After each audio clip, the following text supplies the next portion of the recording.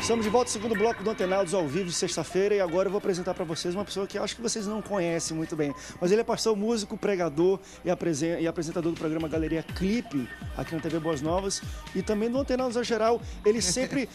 O pessoal tem que, se for contra Lincoln Lira, que chegou aqui conosco para debater também, no próximo programa que ele apresentar, ele que dá uma grelhada aqui também, Lincoln. Queridão, bem-vindo ao Antenados ao geral. Cara, fico muito feliz de estar aqui sentado, porque a gente ancorando, né, André? A gente quer dar opinião, aí tem que ser parcial às vezes. Mais quieto e tal, mas uma alegria de estar aqui junto com vocês, muito legal. Obrigado Isso é pelo tão convite. importante, Lincoln, eu vou até recuperar o que a gente falou em primeiro bloco, que eu quero uma opinião sua. Mas bota na tela para mim rapidinho aí a nota. Isso aí, Lincoln, bota grande, gente. Isso é uma nota fiscal de um restaurante nos Estados Unidos, onde eles estão dando desconto de 15% para quem ora antes das refeições. Meio que para promover a oração e a expressão da fé da pessoa em público. Obrigado pela nota aí. E nós falamos um pouco sobre isso. Pô, tá caindo, tem que fazer promoção. Legal isso, mas você sente que está caindo? A gente falou um pouco do politicamente correto. Não pode orar, não pode se expressar em público, porque você pode machucar alguém, não sei o quê. E você parece que já sofreu algum tipo de censura nesse sentido. Já sofri. Eu sou professor, né? Sou educador. Eu dava aula numa instituição, numa ONG importante. E eu dava aula para jovens de 17 a 24 anos. E em um determinado momento, assim, na minha aula, em parte da minha aula, eu coloquei algo testemunhal da minha vida, que aconteceu na minha vida. E eu fui chamado a atenção pela coordenação de estar fazendo proselitismo religioso. Né? Alguém foi lá para... Alguém foi na coordenação falar? Não, na verdade não foi uma reclamação. Foi numa reunião que os alunos falavam o que aconteceu nas aulas. Alguns alunos eles até me elogiavam, falavam, a aula do professor Lincoln é muito legal. Inclusive ele falou alguma coisa da vida dele, que aconteceu, ele se emocionou e tal. Impactei os jovens com aquele testemunho, só que a coordenação entendeu aquilo como proselitismo, entendeu? E aí eu falei, Lincoln, a gente sabe que você é pastor, nós gostaríamos que você se segurasse em relação às suas aulas. Eu falei, tudo bem, eu não fiz nenhum tipo de proselitismo. Eu falei o que eu vivi, foi o que aconteceu na minha vida. E eu acho que isso era útil para os jovens, até porque o meu exemplo como adolescente, como jovem, eu me vejo como referência. Além de ser um professor, eu sou uma referência. Mas aí eu tive que dar uma segurada. E que é interessante, eu imagino que, principalmente as universidades federais ou públicas, quem cursa ciências humanas, e eu conheço muitas pessoas, meu irmão, quando vai tocar no assunto Deus e do pensamento filosófico, acabam. Então, assim, ou não é... É interessante aquilo que a gente falou. Quando é para combater Deus e a fé, não é. Mas quando é para falar de Deus... Esse é o famoso mito da neutralidade científica, né? A ideia de que o pensamento científico ele deve ser religiosamente neutro. O problema é que não existe neutralidade científica. Se você exclui Deus de qualquer área, é ateísmo intelectual. E o ateísmo é uma confissão de fé. Porque quando você confessa que Deus não existe, você está fazendo... essa é uma expressão religiosa. Não deixa de ser religioso que não tem Deus. Por exemplo, o budismo não acredita em Deus. Né? O budismo acredita numa energia cósmica impessoal. Essa energia não pensa, não sente. É uma energia, é pura energia. Né? Portanto, é uma religião. É uma religião sem Deus. Então, é uma religião ateísta. Né? Mas não deixa de ser religião porque trabalha com misticismo, com aquilo que transcende essa vida, com reencarnação e tudo mais. O ateísmo também é uma religião, porque é uma confissão de fé, onde você proíbe que qualquer expressão ou manifestação de uma ideia de Deus entre na área da sua vida. Olha só, ateísmo é uma forma de fé. E eu vou dizer por quê. Cientificamente, se o cara quer usar símbolo científico, tá bom. Eu explico, inclusive, num vídeo na internet, por que o ateísmo é uma forma de fé e não tem nada de científico. Quer ver? Existe nas ciências da natureza, ciências exatas, o símbolo existe e não existe. Então, a ciência pode provar que algo existe ou que algo não existe. Tanto que existe o símbolo na física, na matemática e tal. Se o cara diz Deus não existe, ele tem que provar cientificamente. Se ele não provar, eu já falei uma vez isso aqui, os ateus quiseram fazer chacota comigo, eu dei uma resposta para eles na internet para explicar para eles por quê. Alguns ateus, claro. Se você não sabe que algo existe, você tem que afirmar, não sei se existe, cientificamente. E se, por exemplo, aí eles falaram, coitado, não foram os ateus, porque eu conheço tanto ateu bem preparado que eu não falaria isso. Não existe prova negativa. No passado, achava-se que a Terra era o quê? Plana. Aí depois acharam, por exemplo, que achavam que a Terra era o centro do universo. A ciência provou negativamente que a Terra não era o centro do universo, ao achar que era o Sol. Depois a ciência provou negativamente que o Sol não era o centro do universo e que o centro do universo é desconhecido, que é o que se acha hoje. Ou seja, a ciência se negou provando negativamente as hipóteses que se usava. Então, às vezes, ela vai as pessoas... se reafirmando, né? Se Exato. Eu não estou aqui criticando a ciência, como dizendo... O método empírico é muito mais por negação do que por afirmação. Exatamente. Então, existe prova negativa assim. Então, se o cara fala, Deus não existe, aí o cara vem com aquela...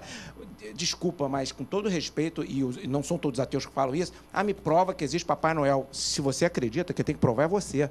Eu não sei se Papai Noel, para mim, depende do que você chama de Papai Noel. Mas é interessante. Se existe fada madrinha, você que tem que dizer, existe ou não, você que tem que dizer.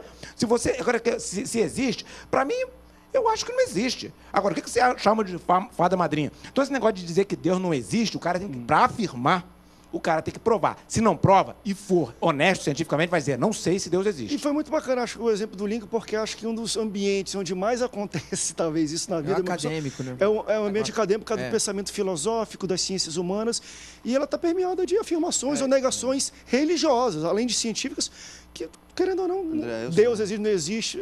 Outros professores de filosofia falam muito sobre e isso. o que eu estava colocando para a coordenação... E tu é professor de filosofia, né, Eu Chidinho? sou professor de filosofia, cara. E eu acho que sabem que eu sou pastor, já era.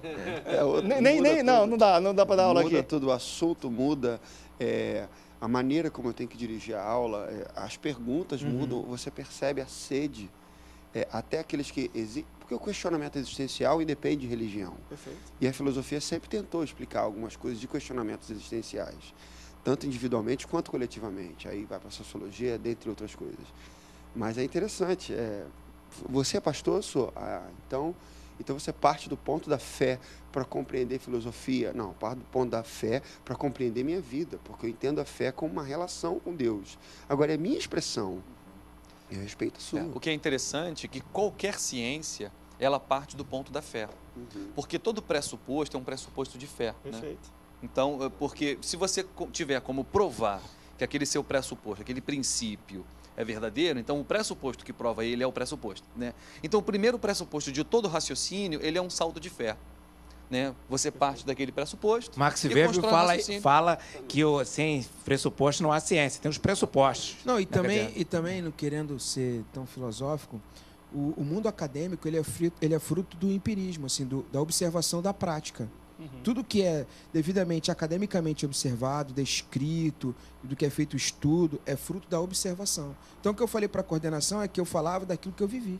Observe a minha vida, então, que tu vai ver Deus. Exatamente. Dá uma observada aí. Bom, mas não ficou aquele o filósofo que falou o nada cria, quem foi?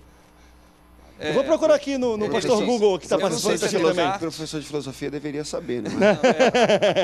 É a doutrina do ex nihilo fit, né? Se alguma coisa existe, alguma coisa sempre tem que ter existido, porque o nada cria, né? Ou seja, se existe alguma coisa, de onde veio isso, né?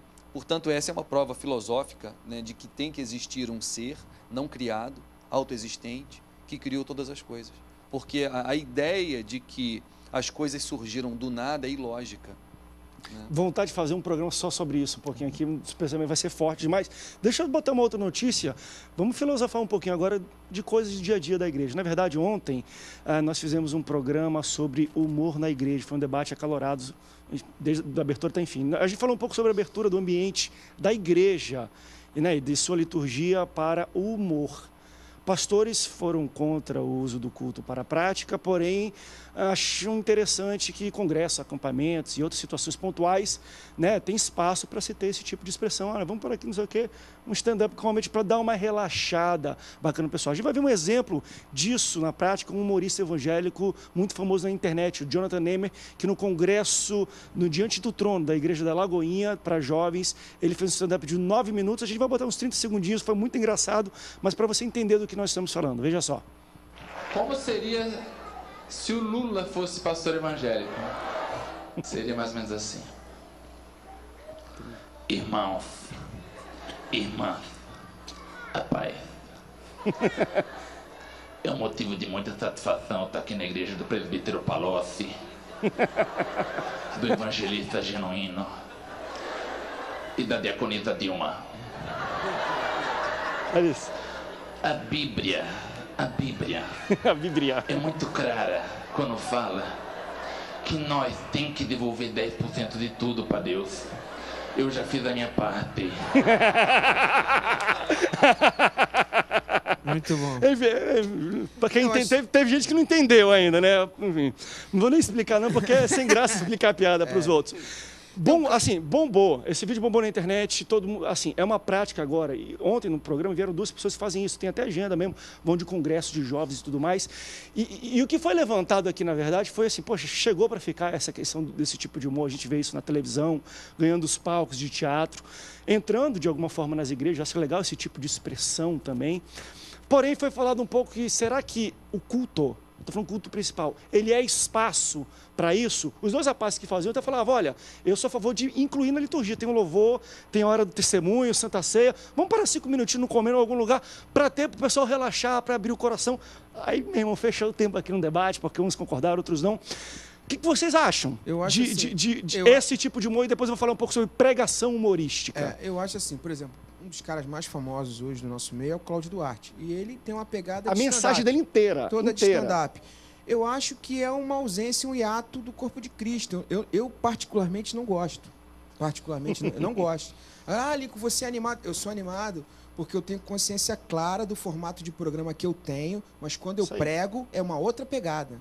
Eu acho que o púlpito, ele não é lugar de brincadeira nem de palhaçada. Não espera chamar o Lincoln e ir para Santa Ceia ele dar guruná, não. Exatamente. Não vai ter isso. Não tem qual é a hora do guruná? Não e às vezes as pessoas estranham. Pô, o Lincoln, esse não é o Lincoln da televisão. Exatamente. Calma aí, gente. Aqui é um outro espaço. Aqui eu entendo o púlpito, principalmente a liturgia, assim, como um momento de intimidade com Deus. Um momento que, às vezes, você fala algo um pouco assim, um pouco mais ameno, para trazer essa intimidade das pessoas. Mas fazer daquilo um palco de humor, eu sou completamente contra. Eu acho que é confundir as coisas e acho que isso é um problema da debilidade do corpo de Cristo. Como os crentes, às vezes, eles não vão num espaço de entretenimento para se divertir, aí quer se divertir na igreja. E igreja não é lugar de se divertir. Igreja é lugar de cultuar o Senhor, de louvar o Senhor. Eu acho que tem tempo para tudo. O problema é que a gente está fazendo das igrejas lugares de entretenimento. Um monte de departamento, um monte de atividade. Tem que entreter os crentes. Aí tem que fazer festa. Pode até... Link, você está falando isso? Não, eu estou falando sério. Eu estou falando depois do Atenados tem galeria, muita gente vai desligar.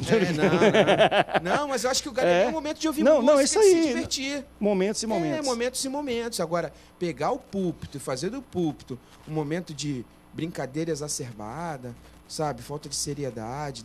Cara, eu já vi palavras assim de alguns pregadores que assim me afrontaram, assim, termos que me afrontaram. Alguns famosos no nosso meio. Sim. Famosos. Usam palavras fortes, chulas. É complicado. Que eu acho que ali não é o local. Entendeu? Ali não é o local. Olha, uma coisa que eu ouvi do Chico Anísio, ele disse, o humor é coisa séria. Eu acho que o humor ele tem um lugar, e é um lugar profético mesmo, de denúncia, né? E você denunciar de forma debochada, engraçada, né? Você fazer comédia por exemplo, o mais comum, né, na história da humanidade era fazer comédia, humor e piada de político, né? Porque existe um momento do absurdo da ação humana. Assim, o que aquele cara fez foi um absurdo tão grande... Que é engraçado. É só a gente fazendo piada para conseguir denunciar sem ira, né? Então, eu acho que o lugar do humor, ele é denunciatório. Então, por exemplo, o Lincoln falou do Cláudio Duarte. Eu acho ele fantástico. Ele é um pregador que consegue denunciar pecados no relacionamento amoroso. Ele fala coisas de forma sexo escrachado, aberto, que todo mundo fica assustado, de maneira que a gente ri e leva. Então, mas a gente vai chegar a falar um pouco sobre isso mesmo. Eu acho que a tônica dele é o humor, né? Mas o conteúdo do que ele está falando é muito sério e ele não usa o humor de maneira chula. Eu acho que isso é genial. Mas um bom humorista, com essas características aqui descritas, ele tem que ser mesmo um gênio, porque é muito difícil. Uma das coisas que a gente até debateu ontem, que deu o que falar, e foi até um posicionamento meu, eu acho que existe lugar, não necessariamente na liturgia, eu sou contra de... Vamos parar para um momento de humor. Se quiser ter uma apresentação de teatro, onde tem humor envolvido, tudo bem. Culto de jovem aí, meu irmão? Eu acho que também tem a idade, eu acho que pode, enfim... Tem momentos e locais para isso. Mas foi muito interessante, porque a gente está falando também o tipo de humor. Querendo ou não, isso foi uma coisa que eu perguntei para os garotos que fazem stand-up. Eu gosto de teatro, vou ao teatro, vou comédia em pé, tem esses stand-ups do pessoal famoso, eu gosto. Mas eu falei para eles, de tudo que eu vejo de humor que eu gosto de ir no teatro, o que mais fala de pornografia e tem palavrão é o stand-up. O stand-up ele tem como um tempero dele uma questão de falta de bom senso, falta de... não tem limite. O cara fala de crente, fala de Deus. Foi um dia que ele falou de Jesus e palavrão junto, e falou de afrodescendente. Parece assim, ele fala assim, o humor não tem limite, eu posso falar de tudo, mas o humor é coisa séria. O meu medo muito é que tipo de humor também a gente está falando, porque stand-up é legal, aquilo mas assim, é normal do stand-up para quem gosta de assistir a falta de senso, não existe. Eles falam de qualquer coisa, escrachada, e não levam culpa, não, porque é humor não tem problema. A gente até debateu um pouco sobre isso no Brasil, quando o Rafinha Baixo fez umas piadas sobre questão de estupro de criança, e deu o que falar, e o pessoal meio que estão censurando o humor. Calma aí, existe ou não existe uma censura, um limite para o humor? Existe. O Lico colocou dele. Para mim, André, no ambiente de igreja, quer fazer um culto, talvez pontual, no acampamento, legal. Mas no dia de louvor, de cultuação a Deus, não. Vamos para o intervalo, depois eu quero ouvir o Rafael e o pastor Rubens também. Eu sei que o Rafael já é o contrário. O Rafael, ele é todo sério aqui no Antenados Geral, mas na igreja de jovem, ele... Meu irmão, vamos para o intervalo, daqui a pouco a gente volta, não sai daí. O Antenados volta já já.